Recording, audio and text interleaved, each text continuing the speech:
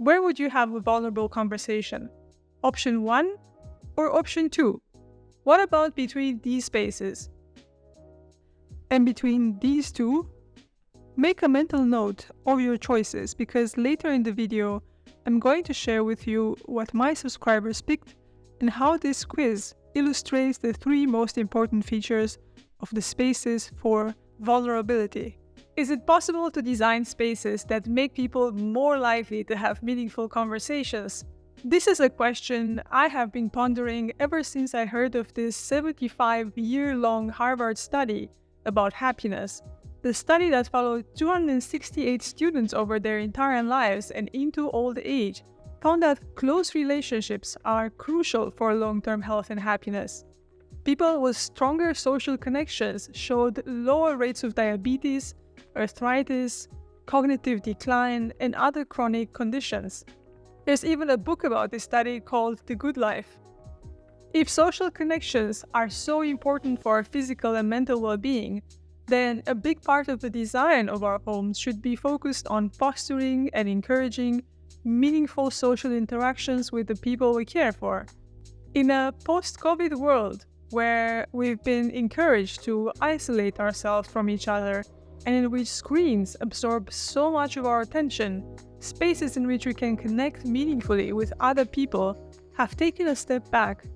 So in this video, I hope to encourage you to give a little bit more attention to the social and living spaces in your home and create an environment where meaningful conversations are more likely to happen. But before I share with you my findings, I did a bit of research by asking my subscribers which spaces they would pick for a vulnerable conversation. Question number 1. If you had to have a heart-to-heart conversation with someone, which space would you pick? Option 1 or option 2? Answer quickly and without much thinking. 100% of my Instagram subscribers and 88% of my YouTube subscribers picked option 2. Did you select it too? What about between these spaces? Where would you have a vulnerable conversation? Option 1 or option 2? Do you have your answer? 93% of my Instagram subscribers picked option 2. But on YouTube, I asked a slightly different question for these photos. The question is, if you wanted to talk about the challenges you are going through with a friend, which space would you pick? And here, although the result is still skewed towards option 2, almost 30% of my subscribers saw option 1 as viable too. Alright, final question. If you had to pick one space, where would you have a vulnerable conversation with a friend? Did you find your answer?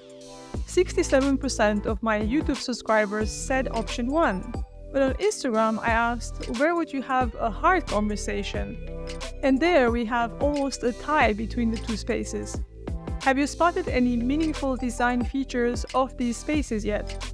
Here are 3 design features that I believe create the right environment for meaningful conversations, and the nice part about it is that they are attainable at any budget.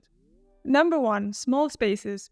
Have you ever seen a child unwrap a gift only to spend hours playing with the box instead of the toy? It's a common scene, and while there are many theories regarding children's development, my own personal theory is that we never quite get over how safe and comfortable we felt in the womb, and as we age, small and tight spaces continue to give us the physical and psychological comfort necessary for us to relax. Newborns often find calm when they are swaddled tightly. As babies grow, they are held close in their parents' arms, and later in childhood, they often seek small, enclosed spaces like boxes, wardrobes, or makeshift forts to recreate that secure feeling. So if you've ever worried that your home is too small to entertain guests and you need a grand, shiny living room, think again. Smaller spaces naturally make us feel more secure, relaxed, and comfortable. This is particularly relevant in question number 2, where most respondents pick the smaller over the grand space to discuss challenges and be vulnerable. A closer sitting arrangement at 1.5 meters distance away from each other allows for whispers and intimacy, while the bigger one, even though it's very beautiful, it feels somehow exposed. The two sofas are also very far apart. It looks like it might be 3 meters between them. So you will have to yell your challenges. But if we sat on the same sofa next to each other and not opposite to each other, that might be more comfortable. This is also relevant for question number 3 and why it's almost a tie between the two spaces, because they both represent a beautiful niche of about a similar size. The decor is slightly different, which may speak to different preferences, but they are both small and cozy spaces. Number 2, soft textures. The second important feature of these small spaces, however, is that they are padded with soft textures. Imagine sinking into a soft sofa, your feet on a fluffy rug, surrounded by velvety cushions, and the comforting weight of a blanket. When we are nestled in such a space, we're not just physically content, our minds relax too, paving the way for an open, more meaningful dialogue. Additionally, rooms filled with soft furnishings help muffle the sound, creating a hushed atmosphere where private conversations can flow more freely. Clear, crisp sound in a quiet room helps people feel at ease, knowing their words aren't echoing off the walls and in other spaces. And if you look at the 3 answers, the spaces that are padded with covers and pillows are the preferred ones, almost as if to shelter the soft part of ourselves we are just about to expose in this conversation. The third important feature of these spaces is lighting.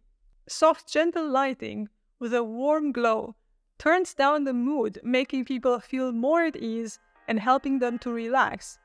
They create a sense of privacy and intimacy, encouraging people to let their guard down.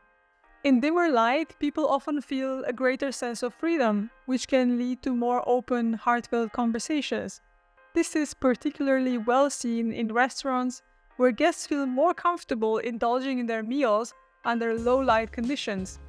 Dim lighting also hides our surroundings, helping us put our attention on ourselves, and soft yellow lights, especially those that resemble the soothing colors of sunset, are known for their calming effects. This lighting invites us to unwind, spark our imagination, and enjoy each other's company. To craft this welcoming ambience, consider using candles or string lights that bring back that warm festive feeling of the holidays. Table lamps with colorful shades or light bulbs that cast a yellow-orange hue can add to the coziness. If you prefer flexibility, lights with dimmer switches or several low-intensity lamps scattered throughout the room can create the perfect setting for socializing and sharing. This idea is particularly well illustrated in question number 1, where almost everybody preferred the dimly lit space over the seats with a heart-shaped backrest in the bright daylight.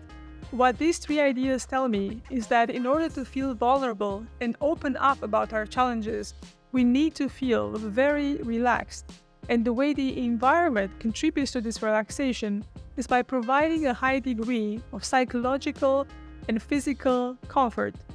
It's not unlikely that when we feel a high level of emotional distress, we will look for enhanced tactile experiences like blankets or hot baths to recreate the soothing feeling of a warm embrace we felt as children.